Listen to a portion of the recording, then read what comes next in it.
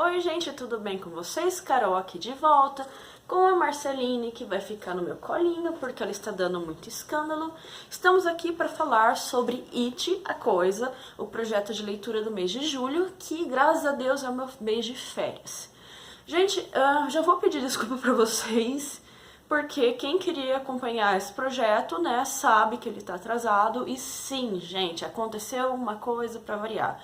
Eu gravei, acabei me empolgando muito no vídeo, ficou com mais de meia hora. E na hora que eu fui fazer o upload pro YouTube, assim, simplesmente não ia. Eu tentei várias vezes e não ia. Aí vocês sabem que paciência é uma virtude que eu não tenho, né? Então eu decidi regravar porque eu realmente fiquei muito brava com a situação, o atraso, por não ter dado certo.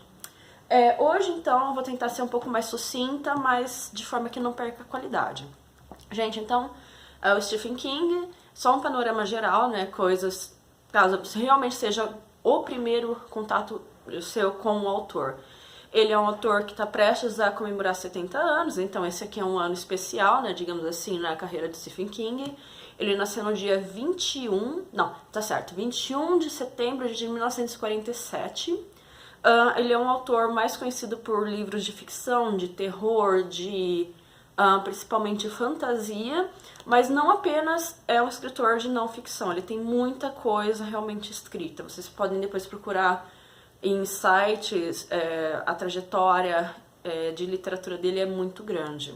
E aí, nós estamos falando do It. Gente, eu espero que dê pra ver, né, o livro, esse pequeno livrinho do mês. É It, a Coisa. Essa edição aqui é da Suma de Letras, é um selo da Objetiva, e é a versão de 2014. Eu não sei se teve uma reimpressão depois disso, eu acredito que sim. Afinal, It é um dos trabalhos que a maioria da galera conhece e gosta muito do Stephen King. Então eu tô pensando onde que eu vou pôr isso aqui. Vamos... Nossa, gente, a gata ela tá muito louca. Os hormônios estão doidos e a gente tá prestes a castrar a gata. E se ela não fica no meu colo, ela dá uns berros muito loucos. Enfim, gente. Hoje a gente vai falar da primeira parte do livro, que vai de 13 a 163, né? Acho que é a parte mais curta. E esse livro tá dividido em exatamente 5 grandes partes. Eu não ia falar capítulos, mas não são capítulos, né? 5 grandes partes, é por isso que eu pretendia, né, e ainda pretendo usar as 5 segundas do mês de julho. Essa primeira parte, ela chama A Sombra Antes, e ela vai contar coisas que envolvem vários espaços temporais. Então, primeiro ela narra um acontecimento pra gente que acontece em 57, ela dá um salto no tempo para falar de 84, e depois ela vai falar de coisas que acontecem em 85, e depois ela vai falar de coisas de 58, é um pouco confuso, gente, então vamos lá. A primeira parte se chama... A primeira parte não, perdão. O primeiro capítulo... Ai, gente, deixa eu pegar aqui, eu pensei que eu tinha anotado, mas eu não anotei. Vamos para o sumário. Gente, depois, enquanto eu tô aqui procurando o sumário certinho, eu vou querer falar algumas coisas sobre edição, no conferir na edição com vocês, tá? Então, A Sombra Antes, que é essa primeira parte menorzinha, né? Ela tem 3 capítulos e um interlúdio que também é um capítulo. Então, assim, capítulo 1 chama Depois da Enchente, que acontece em 57, é o primeiro evento, né? Depois, o capítulo 2, Depois do Festival, 1984. Capítulo 3, 6 Telefonemas de 1985. E Derry, primeiro interlúdio. Vamos lá, então. Esse Depois da Enchente, que acontece em 57, eu falo 54, é um momento crucial para a história, porque ele já apresenta logo de cara um personagem que é muito importante. Ele chama William DeBrough, e ele tem um irmão mais novo, o George. O William, que na história ele vai ser conhecido como Bill, pra quem não sabe, Bill é um apelido de William. Em 57 ele tá com 11 anos, ele tem um irmãozinho mais novo que é o George, de 6 anos. O Bill, ele é conhecido como Bill Gago, no início da história, porque ele é um menino que tem uma gagueira, eu acho que é uma gagueira meio que psicossomática, sabe? Porque chega uma hora que ela some na história. E o Bill, nessa história, ele tá muito doente. E... Ah, sim, porque chama depois enchente, eu tô esquecendo o principal. A história se passa em Derry, que é uma cidade imaginária no estado do Maine. Maine é o estado onde o Stephen King nasceu, ele nasceu em Portland. E Derry, assim como outras cidades que aparecem em livros dele, elas não existem. O Maine é um estado real, mas as cidades não existem, até porque se elas existissem, ninguém ia frequentar elas por causa da narração do que acontece nas histórias do Stephen King. Então, Derry é uma cidade pequena, aparentemente pacata, e em 57 acontece uma série de enchentes muito calamitosas. Nesse dia específico que começa a história, uma parte, um dos subúrbios tá mais tranquilo, assim, as pessoas acreditam que o pior passou, e o George, que é criancinha, ele quer brincar lá fora. A brincadeira preferida dele é barquinho de papel, e o Bill, o irmão mais velho, é um especialista em fazer aquele barquinho que o George adora. O Bill não pode sair na rua porque ele está extremamente gripado, mas aí você percebe que tem umas outras questões de saúde dele que eram complicadas na infância. Ele tá de cama, não tem como sair. O Bill fala, tudo bem, eu faço o barquinho pra você, mas vá lá no porão e pega parafina pra eu fazer o barquinho. E aí a gente tem uma primeira descrição bem bacana do que é o terror na concepção do Stephen King nesse livro. O Stephen King, ele coloca assim, que o George, como ele é pequenininho, ele imagina monstros, né, principalmente no porão, que porão é um negócio escuro, né. E ele coloca assim, o George tem medo, não são essas palavras, gente, mas no sentido assim, o George tem tanto medo do monstro, da coisa que tá no porão, quanto ele tem medo de comunista, por exemplo. Então, para quem não sacou essa história de 57, né, o início, então fazem aí 10 anos, né, cerca de 10 anos que acabou a Segunda Guerra Mundial. E depois da Segunda Guerra Mundial, teve esse conflito, né, começam os primeiros indícios desse conflito que vai ficar conhecido como a Guerra Fria, em que o mundo se torna, né, pelo menos ideologicamente polarizado. De um lado, os Estados Unidos representando o sistema capitalista e a União Soviética, né, que depois foi desmembrada, surgiu a Rússia e outros países representando o lado comunista, socialista, enfim, as vertentes de esquerda. Durante esse período, logo após a guerra, as críticas ao comunismo eram muito pesadas, continuam sendo, né, tem muita gente que não gosta. E existiam mitos, assim, falando como se os comunistas fossem bicho-papão, sabe, que eles matavam criança para comer a carne. Então, era o tipo de história que os pais contavam, os pais americanos contavam para os filhos para assustar eles, que nem contar a história do bicho-papão mesmo. Enfim, o George, ele desce, apesar de ele estar com muito medo, pega parafina, o Bill constrói o barquinho, e ele vai lá brincar feliz nas águas da enchente que estão descendo a rua, né, indo pro bueiro. Ele coloca o barquinho, e aí você já sabe o que vai acontecer, né? O barquinho tá lá flutuando, bonitinho, cai no bueiro. O George, ele fica pé da vida, ele fala um monte de palavrão, só que ele é muito fofinho. E ele, né, puxa, eu perdi meu barco, acho que meu irmão não vai fazer outro. Ele tá quase voltando pra casa quando ele ouve uma voz, e aparentemente uma voz, assim, amigável, e chama ele pelo nome. Ele olha e a voz tá vindo do bueiro, ele já acha estranho. Nessa parte a gente tem uma descrição, assim, do que se passa na cabeça do George. Parte do instinto dele tá falando pra ele correr, que não vai dar certo, que alguma coisa horrível vai acontecer, só que ao mesmo tempo ele é seduzido por essa voz que chama, conhece ele. Ele chega perto e tem um palhaço, que até então é ok, né?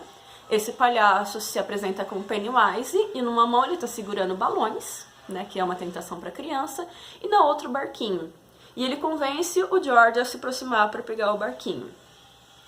Só que aí nós sabemos, né, a coisa, mesmo que você não tenha assistido ao filme, pelo menos alguma coisa da história você deve conhecer, até porque esse ano vai ser lançado em setembro, se eu não me engano. Olha, setembro, mês do aniversário do Stephen King, não tinha pensado nisso. Vai ser lançado o remake, então tem muitos memes rolando nas redes sociais do palhaço no bueiro, chamando as pessoas, sabe, tentando convencer, tipo, aqui tem promoção de whey, sabe, nas páginas de marombeiro, aqui tem promoção de livro nas páginas de gente que curte livro e tal. Esse palhaço é o Pennywise. E na hora que o George se aproxima, esse palhaço agarra ele E ele começa a gritar muito. E aí tem a descrição que eu, assim, gostei e não gostei. Por quê? Ele grita, grito de criança estridente, um vizinho percebe e fala assim, que levou menos de 1 minuto pro vizinho chegar ao lugar onde o George tava, né, a boca do bueiro. E quando ele chega, o George já não tá mais gritando, ele vira o menino tá ensanguentado, está morto, e o braço sumiu. Assim, eu não queria que essa descrição do braço sumindo tivesse aparecido agora. Ela é importante, mas ela aparece em outro momento do livro, daí você pensa, nossa, que legal que esse momento no futuro tivesse sido a primeira menção ao jeito que o George morreu. Enfim, esse menino morre, é uma tragédia imensa, assim, não tem nem como calcular para a família e para a comunidade. Encerra aí a primeira parte de 57. Depois a gente tem um salto temporal muito grande, a história está em 84, e aí a gente não vai mais ouvir falar dos Denbrough, desculpa. Tem uma mençãozinha no início, porque um crime aconteceu, e um dos policiais que está averiguando esse caso é filho daquele vizinho que achou o corpo do George. E, enfim, é a única coisa que vai conectar o início, esse início da história com o passado de 57. Que crime que aconteceu, gente? Esse segundo pedaço, esse segundo capítulo, que chama Depois do Festival, ele é muito tenso. E aí você percebe que o Stephen King, e eu entendo sinceramente porque falam que essa é a melhor obra dele, ele mistura o terror sobrenatural, mas ele te mostra também que o terror, ele faz parte da nossa vida porque o ser humano é capaz de criar coisas maravilhosas, né, como um livro que nos entretém, mas também é capaz de crimes hediondos. Nessa história aconteceu um assassinato, um homossexual foi espancado junto com o namorado dele e foi morto por 3 rapazes dessa comunidade de Derry. 2 maiores... isso, Marcelinho, ele morreu, infelizmente. 2 maiores de idade e um menor. A descrição do segundo capítulo mostra pra gente, então, os depoimentos desses caras que não querem assumir que aconteceu, ou enfim, eles acham que não é nada demais, porque afinal o cara era homossexual. Esse capítulo todo é muito pesado se você é simpatizante da causa LGBTS. Não, LGBTQ. E devia ter o S também. Enfim, porque ele é cheio de homofobia, ele é cheio de machismo, cheio de violência social, ódio, mas não é a opinião do autor, ele tá representando pra gente como é o pensamento dessas pessoas. E infelizmente eu já conheci pessoas assim na minha vida e é isso mesmo, sabe? Me dá nojo porque eu pensei nessas pessoas. O cara que foi assassinado é o Adrian Mellon. Ele é um forasteiro, ele era um jornalista e ele veio pra Derry a trabalho. Ele acaba conhecendo o namorado dele, né, o futuro namorado Don, e ele passa a morar em Derry. Ele é apaixonado por essa cidade. Enquanto o namorado, que é de Derry, ele fala, caramba, você não tá percebendo o lado podre nessa cidade extremamente homofóbica, eu tenho medo desse lugar. E o Don, ele tinha medo com razão, porque o Adrian, os dois são espancados na verdade, mas o Adrian, ele assim, é brutalizado por um motivo totalmente idiota. Não teria justificativa de nenhuma forma, né? E aí esses 3 marmonjões, eles jogam o Adrian de uma ponte. Essa ponte tem um riozinho, e detalhe, essa ponte tem 7 metros. Aí você pensa, o cara morreu, esse foi o crime. Não. Tanto o Don, que é testemunha, né, ele sobreviveu ao ataque, quanto o menor de idade, que cometeu o crime também, eles falam que o Don caiu, ele sobreviveu, ele estava péssimo, mas um palhaço, sim, um palhaço estava lá embaixo da ponte, e esse palhaço segurava balões, e pegou o Adrian e meio que comeu o coração dele. Aí o que acontece? Os policiais, eles começam a ficar muito preocupados com esse caso, porque além do crime, né, que é um fato, eles acham que o Don, que sobreviveu, ele tá traumatizado pelo que aconteceu, então eles não levam a sério a passagem do palhaço. O menor de idade, eles não sabem como explicar. Mas aí, por que eles decidem? Não é uma situação fácil, são 2 policiais, eles têm até uma briga, porque um quer falar pro júri, né, vai acontecer o julgamento dos responsáveis pelo crime. Um desses policiais quer falar pro júri que tinha um cara embaixo da ponte, esse cara matou o Adrian. Só que o outro fala, não importa o que aconteceu, esse palhaço. Assim, vamos guardar isso pra gente, por quê? Porque esses 3 idiotas, eles são um perigo para a sociedade, eles não podem ficar soltos, eles provavelmente teriam matado o Adrian de qualquer forma. Enfim, e aí eles são julgados, e é triste porque, assim, a pena deles tá em verificação, eu esqueci o nome jurídico, então eles estão soltos, na verdade, esperando a finalização da sentença.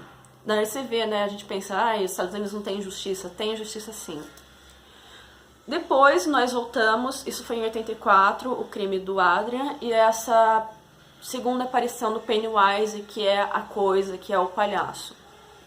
O terceiro capítulo chama 6 telefonemas, acontece em 85, e o que acontece? Aí é meio que um spoiler, você tinha que ter conhecido um pouquinho da história ou visto a contracapa narrando. Os personagens principais, eles foram amigos de infância, e a amizade deles se fortaleceu, foi muito rápida, mas foi muito forte, logo depois que o George Denbrough morre. Então são 7 meninos, 6 meninos e uma menina. Quem são eles? O Mike, Stan, gente, tá meio difícil lembrar porque tô me habituando ainda com os personagens. Mike, Stan, Ben, Ed, Richie, o Bill, né, que é o William, e a 7ª é a Beverly, que é a única menina. Desses todos, assim, eles se conheceram numas férias de verão, do ano de 58, e eles tiveram contato, depois cada um foi viver sua vida, vários mudaram de Derry, quem permanece é o Michael. E a sensação que eu tive quando eu li o trecho sobre o Michael, que é o interlúdio, o capítulo 4, é que ele ficou principalmente para investigar a coisa, porque pelo que parece ela é um fenômeno ligado à cidade de Derry, como se fosse uma maldição. Então, ele tá em Derry, ele viveu esses anos todos de 58 até 85, e ele tá percebendo que a partir de 1980 tem indícios de que a coisa vai voltar. E por que ele fica preocupado? Porque quando eles eram crianças, eles conseguiram vencer essa coisa temporariamente. Então ele acredita, e tudo indica que de fato esses amigos da infância são os únicos que podem deter o que vai acontecer em Derry novamente. E aí no interlúdio, só trocando um pouco, a gente tá falando do capítulo 3, mas eu preciso falar um negócio do capítulo 4. A gente tem como se fosse um relato escrito do Michael, mostrando pra gente que ligar pra esses amigos que moram em outras cidades, outros estados e outros países não é uma decisão fácil. Ele sabe que enfrentar a coisa é algo muito perigoso, que eles podem morrer, e principalmente que voltar pro passado é tão perigoso quanto enfrentar monstros. Por quê? Em 58, esses meninos e essa menina eram a turma dos otários. Eles estão descritos assim. Eles sofriam muito bullying. Tem umas coisas bem pesadas descritas, enfim. Depois eu vou falando aos poucos, senão fica muito longo o vídeo. Então, pela sequência, ele liga pro Stan, liga pro Rich, pro Ben. Agora não lembro se é o Ben e o Rich ou o Rich ou o Ben. O Ed, Não, peraí, tá faltando alguma coisa. Volta. Stan, Rich, Ben, Ed, Bill. E a Bev. É isso, tá certo a ordem. E cada um deles vai ter uma reação específica, que é o nome dos subcapítulos. Tipo, Stanley toma um banho. Os capítulos narram o que aconteceu depois da ligação. Stanley toma um banho, Benjamin toma um drink, Richie toma chá de sumiço, Bev leva uma surra, Bill tira férias, alguma coisa assim. O que acontece? Eles recebem essa ligação, primeiro é muito estranho porque a maioria deles, todos os rapazes pelo menos, que estão fora de Derry, eles têm uma amnésia. Eles têm a lembrança assim, eu vivi em Derry, eu tinha amigos, o George, que era irmão do Bill, morreu. Mas durante 27 anos é como se eles nunca tivessem parado para pensar sobre essas coisas. A única personagem que parece que não tá sofrendo dessa amnésia é o Michael, né, porque ele tá em Derry, mas de fora é a Bev. E eu não entendi ainda, né, como não avancei na leitura, o porquê disso. Todos eles, com exceção da Bev, têm muito medo de voltar para o passado, porque o passado deles é muito sofrido mesmo. Eles todos, de certa maneira, se tornaram ótimos profissionais, o lado profissional deles está bacana, tem dinheiro, vidas muito melhores, e voltar para o passado é doloroso demais. Então, o Stan, por exemplo, é um personagem que eu espero não ver de novo, não porque eu não tenha gostado dele, mas assim, receber a ligação do Michael e falar que eles têm que voltar pra Derry, porque eles prometeram, depois que eles venceram a coisa, eles prometeram que se ela voltasse, eles estariam juntos em Derry pra vencer ela de novo, derrotar ela. O Stan não aguenta a notícia e ele vai pro banheiro e corta os pulsos, pela descrição ele corta os pulsos, 2 pulsos da altura do cotovelo. A mulher encontra ele, então eu acho que ele morreu. Eu acho. Se ele voltou, se ela deu tempo de resgatar ele, enfim, não sei. Mas acho que ele morreu. Desses personagens, eu quero falar um pouquinho em relação ao Ben. O Ben, ele é um arquiteto muito famoso até então. No momento que ele recebe a ligação, ele está de partida para fazer o maior projeto da vida dele. E isso é algo que acontece com todos. Assim, sair da vida deles atual e voltar para o passado é abrir mão de tudo que eles construíram, porque eles estão em momentos chaves em que eles têm que provar o que eles realmente são, digamos assim. O Ben, ele toma, assim, ele vai encher a cara, e ele é muito amigo do bartender, desse bar que ele frequenta. E o bartender fica super assustado. Ele não reconhece o Ben, né? Ele fala, meu Deus, esse cara tá querendo se matar. E aí, o que eu vou falar parece meio tonto, mas eu acho que é um palpite a partir de outras histórias de terror. O Ben, ele dá 2 moedas de prata pura, pro bartender e fala, dá pros seus filhos. Na verdade, tinha outras moedas, mas a gente precisou usar em 58. Daí fiquei pensando, nossa, eles precisaram usar em 58, eles enfrentaram a coisa em 58 e a moeda de prata. Aí se você pensa em algumas mitologias de monstros, né? Vampiros, por exemplo, e lobisomens são vulneráveis à prata, por exemplo. Daí eu fiquei pensando o que é a condição, né, a característica desse a coisa, o que ela é afinal. Então, o Ben, ele tem uma atitude estranha, ele bebe pra caramba, parece que ele quer morrer. O Stan tentou cometer suicídio. O Rich, ele fica lembrando do bullying que ele sofria, ele usava óculos, sabe, óculos bem de grau bem intenso, ele sofria muito bullying, ele passa mal, ele vomita pra caramba, só de lembrar que ele tem o que ele vai enfrentar. O Ed é um personagem que me deu muita pena. Ele é hipocondríaco, e aí você tem a visão do passado dele, a mãe dele mimava muito e falava que ele era fraco. E aí ele queria brincar de educação física com as outras crianças e a mãe não deixava. Mas o professor de educação física falava, olha, mas tem laudo aqui que fala que seu filho não tem nada, deixa ele brincar um pouco, a mãe não deixava. E pela narração, eu tenho a sensação que o Ed, apesar dessa fragilidade, ele não acredita nele mesmo, mas ele foi muito importante para conseguir vencer a coisa. Tem umas descrições assim, eu tô super curiosa para saber sobre o Ed. E o Bill, que é outro personagem de destaque, ele se torna escritor quando ele é mais velho. Ele é gago, né, durante a infância, mas ele sempre ter uma eloquência cognitiva muito grande, ele escrevia muito bem. Aí você pensa, né, ele se tornou escritor de livros de terror porque o irmãozinho dele foi assassinado. Não, ele diz pra esposa que ele nunca pensou no irmão durante 27 anos. É aquela amnésia estranha que eu tava falando pra vocês. E no momento que ele recebe a notícia, ele tá na Inglaterra e a mulher dele é atriz. Eles estão pra filmar filmar o filme, né? Filmar, né, uma obra cinematográfica adaptada de um dos livros dele, de terror. Semelhanças com Stephen King, vocês notaram? Enfim, e ele decide também voltar pra Derry. Ele é o último personagem que você acaba conhecendo. Antes do interlúdio, que é o 4º capítulo, encerra a primeira parte, A Sombra Antes. O quinto, que eu quero falar com mais calma, é a Beverly.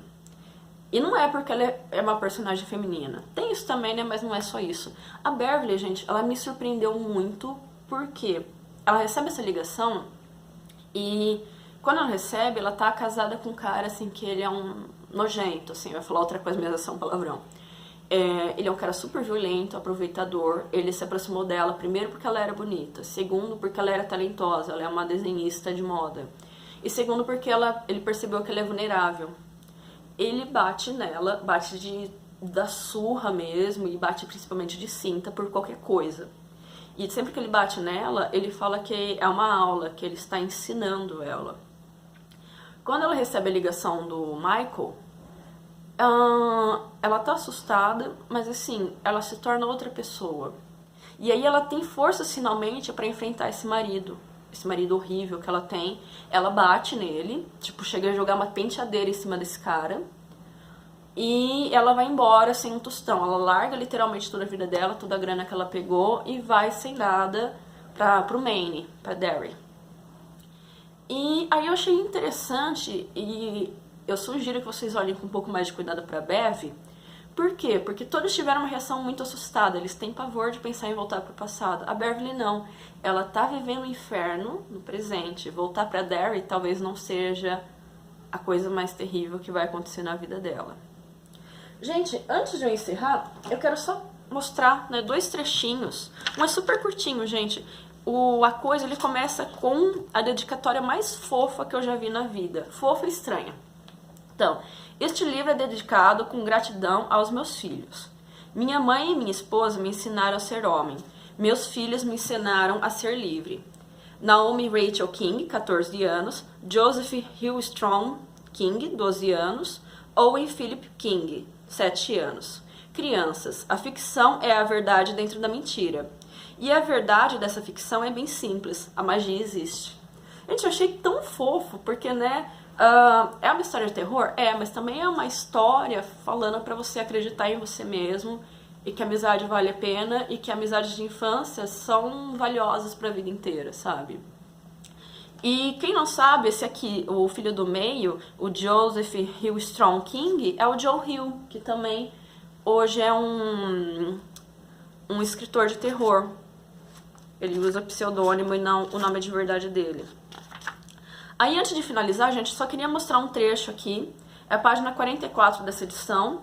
Quando o Adrian, que é aquele homossexual que é assassinado no segundo capítulo, morre, o Dom, ele tá falando que ele viu o palhaço embaixo da ponte e milhares de balões saíram debaixo da ponte, o que era impossível. Então tem um diálogo dele com os 2 policiais. Bem, isso faz parecer que havia muitos balões, disse Reeves, e deu outra piscadela para Harold Gardner. Reeves e Gardner são os policiais. O Harold Gardner é o filho do vizinho que resgatou o corpo do George, no início da história. Sei como parece, repetiu Haggart, com a mesma voz sombria. Haggart é o Tom. O Dom, perdão. Você viu esses balões, disse Gardner. Eu os vi tão claramente quanto consigo ver meus dedos nesse momento. Milhares deles. Não dava nem para ver a parte de baixo da ponte, porque eram muitos. Estavam tremendo um pouco, meio que balançando para cima e para baixo. Havia um som. Tipo um grito meio baixo e estranho. Eram as laterais deles se tocando. E os fios. Havia uma floresta de fios brancos de teia de aranha. O palhaço levou Wade lá para baixo. Ele é o Adrian. Consegui ver a roupa dele roçando nos fios.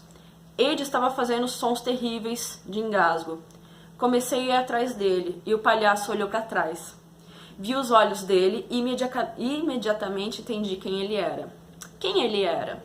Perguntou Harold Gardner baixinho. Era Derry, disse Dom Haggart. Era essa cidade. Gente, a hora que eu ouvi isso, né? Que eu li isso, me deu um arrepio tão grande, porque se relaciona muito com o interlúdio, que é o quarto. O interlúdio é um texto que o Michael escreve sobre Derry. E ele fala o seguinte, que Derry tem uma atmosfera muito pesada, tem alguma coisa mística e errada com essa cidade acontecendo. E aí dá a impressão que a coisa eu não conheço a história, viu, gente? Eu não assisti o filme. Sim, eu sou trouxa. Que a coisa, na verdade, é uma personificação de todo o ódio, violência ou, de repente, uma maldição que existe em Derry. O Michael, ele descobre que a cada 27 anos acontecem tragédias, assassinatos, crimes, muita gente morre sem explicação na cidade. E, gente, 85, que é o momento atual na história, vai completar 27 anos que o George Denbrough foi assassinado. O que vai acontecer na história, eu não sei, gente. Eu tô super entusiasmada e, de novo, eu falei muito e o vídeo tá super grande. Eu vou me despedir aqui, fazer o upload, eu espero que ele vá ao ar já nessa terça. E já vou adiantar a leitura essa semana para gravar com antecedência e realmente sair o vídeo às 8 horas da segunda que vem, tá? Amanhã não, segunda que vem estaremos juntos, eu espero, para comentar sobre a segunda parte do livro. Obrigada por ter assistido, tchau, tchau!